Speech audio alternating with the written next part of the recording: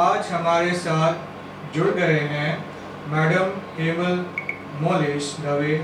उनका एक एनजीओ है। Madam, could you please introduce yourself? मेरा नाम हेमल मोलेश दवे है और मैं ओजस्विनी फाउंडेशन की फाउंडर और प्रेसिडेंट हूँ। 2016 से हमारा फाउंडेशन चल रहा है जी। मैडम, आप अपने प्रोजेक्ट के बारे में हमें कुछ बताइए। हमारे बहुत सारे प्रोजेक्ट्स चल रहे हैं। 13 से 14 प्रोजेक्ट अभी चल रहे हैं और इसमें मेन हमने जब फाउंडेशन का स्थापना किया, उसका मेन रीज़न था चाइल्ड सेक्सुअली अब्यूजिंग को रिमूव करना। उसके वो एक बड़ा सा टेबू है, उसके ऊपर काम करना। और उस चीज़ से हम जैसे जैसे जुड़ते गए, उस हिसाब से हमको बहुत सारे ऐसे प्रॉब्लम्स दिखते गए सोसाइटी में। तो अभी हम लोग बहुत सारे प्रोजेक्ट्स कर रहे हैं। उसमें मेन है ऐसे स्कूल में जाना जो बाहर के एरिया में है या गांव में है, या बोले तो कॉर्पोरेशन की स्कूल है, गवर्नमेंट स्कूल है, वहाँ पे जाके हम अवेयरनेस का प्रोग्राम चलाते हैं। वहाँ पे हमारे साथ बहुत सारी लेडीज़ जुड़ी हुई हैं। वहाँ जाके हम स्टोरी टेलिंग करते हैं, बच्चों को संस्कार देने का काम करते हैं। श्रमिकों का जहाँ पे कंस्ट्रक्शन साइट बनती है वहाँ पे जाते हैं, वहाँ पे संस्कार केंद्र खोलते हैं। वहाँ पे बच्चों को हम रोज़ कुछ न कुछ सिखाते हैं, जैसे एजुकेशन हुआ, स्पोर्ट्स का गेम्स हम लेके जाते हैं, संगीत से सिखाते हैं, व्यसन मुक्ति थे। ऐसे बहुत सारे प्रोजेक्ट्स हम कर रहे हैं। उसमें मेन जो प्रोजेक्ट्स है वो हम बोलते हैं ना, लेडीज़ और बच्चों के, बहनों और बच्चों के लिए ज़्यादा करते हैं। तो 2-3 प्रोजेक्ट्स हमारे बहुत ही ज़्यादा अच्छे और यूनिक है, उसके बारे में मैं बताना चाहूँगी। एक है बर्तन ब्रिज प्रोजेक्ट। हम जैसे कई घर ऐसे होते हैं कि हर दिवाली में बर्तन ऊपर रखे रहते हैं, उतरते हैं और फिर साफ होके चढ़ जाते हैं, कोई यूज़ में नहीं आता। तो हम ऐसे एक्सेस बर्तन उनके पास से लेते हैं और जो श्रमिक वर्ग है, जो बिल्कुल कम बर्तन के साथ अपनी ज़िंदगी बसर करते हैं, उनको हम देते हैं। तो अभी तक हमने 600 से ज़्यादा घरों में ये बर्तन दिए हैं जो श्रमिक वर्ग है। फिर एक दूसरा हमारा प्रोजेक्ट है वो है साड़ी ब्रिज। सब अच्छे घर की लेडीज सब रहती है, तो अभी तो इतना सारा मोबाइल का क्रेज़ है, सब फोटो खिंचाने का बहुत सारा क्रेज़ है। तो 1-2 बार फोटो आ जाती है वही ड्रेस में, तो दूसरी बार वो ड्रेस पहनना नहीं जानते, वो साड़ी पहनना नहीं जानते। तो 4 साल से हमारा ये प्रोजेक्ट चल रहा है। उसमें लोग हमको अपनी रिच साड़ियाँ दे जाते हैं और वो हम उन लोगों को पहुंचाते हैं जो जिनमें साड़ी खरीदने की क्षमता नहीं रहती पर पहनने की चाह खूब रहती है। तो ये भी हमारा साड़ी ब्रिज करके एक प्रोजेक्ट चल रहा है।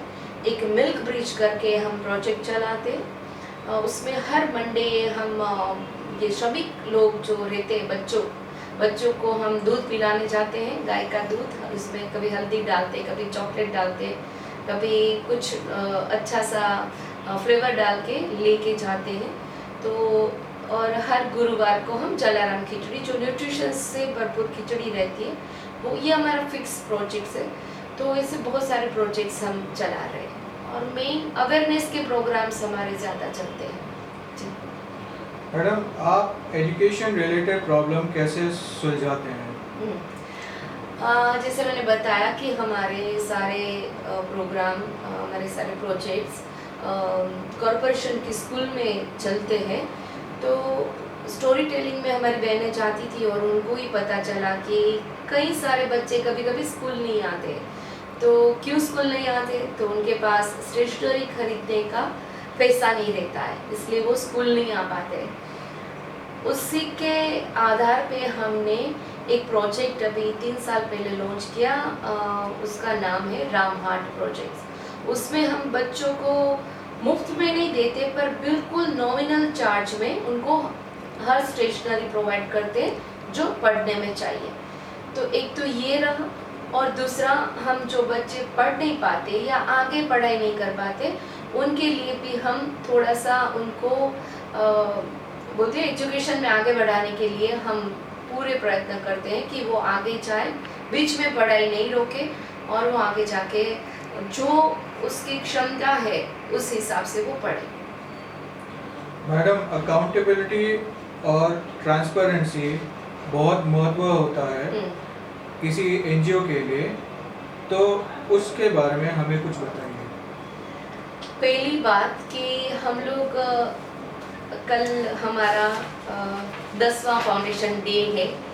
हम कभी भी किसी के पास से भी आज तक डोनेशन मांगने नहीं गए। जो हम करते हैं वो हमारे दम पे ही करते हैं। जैसे मेरा कुछ होता है तो मैं ही करती हूँ। मैं basically I am professional counsellor, तो मेरे काउंसलिंग के जो कुछ भी इनकम होती है वो सारी इसमें जाती है। Transparency is more important in NGO, because जो कोई भी आपको कुछ प्रोवाइड करते हैं तो वो जो वर्ग है जिनके पास पहुंचना चाहिए वो पहुंचना बहुत ही ज़रूरी है। जैसे हमारी ऑफिस है तो ये ऑफिस का सारा खर्च मैं खुद उठाती हूँ। कोई भी हमको जैसे बच्चों को खाना खिलाने के लिए कोई पैसा देता है तो प्योर पैसा उसमें ही जाता है। तो ये ट्रांसपेरेंसी होनी बहुत ही ज़रूरी है कि कोई डोनेशन देता है, 100 रुपया भी देता है तो 100 रुपया किस हिसाब से देता है। जैसे बच्चों को खाना खिलाने के दिए पैसे तो 100 रुपया उसमें ही जाना चाहिए, नहीं कि हमारे ऑफिस खर्च में। तो ट्रांसपेरेंसी एनजीओ में पता नहीं और लोग कर पाते कि नहीं कर पाते, that I don't know, but या हम बहुत ही जेन्युइन तरीके से काम कर रहे हैं। आप जेंडर इक्वालिटी को कैसे देखते हैं? जैसे हमारा एक प्रोजेक्ट है स्वरक्षण अभियान। बहुत सारे ऐसे एरियाज हैं वहाँ पे अभी भी आप पेपर में भी पढ़ते होंगे कि आज इसके साथ बच्ची के साथ रेप हुआ या किसी कोई छेड़ गया या कुछ भी। तो हम हमेशा सिखाते हैं बच्चियों को कि भाई लड़कियां हैं तो आप संभल के रहिए, आप यहाँ पे नहीं जाइए, रात को आप बाहर नहीं निकले। ये हम उसको सिखाते हैं। हमारा जो स्वरक्षण अभियान करके एक प्रोजेक्ट है उसमें हम बच्चों को जाके मिस लड़का और लड़की दोनों को, बॉयज एंड गर्ल्स दोनों को साथ में बैठ के ये सिखाते हैं कि आपका जब हार्मोन चेंज होता है तो आपके अंदर जो कुछ भी होता है वो सब लोगों में, बॉयज में भी होता है, गर्ल्स में भी होता है।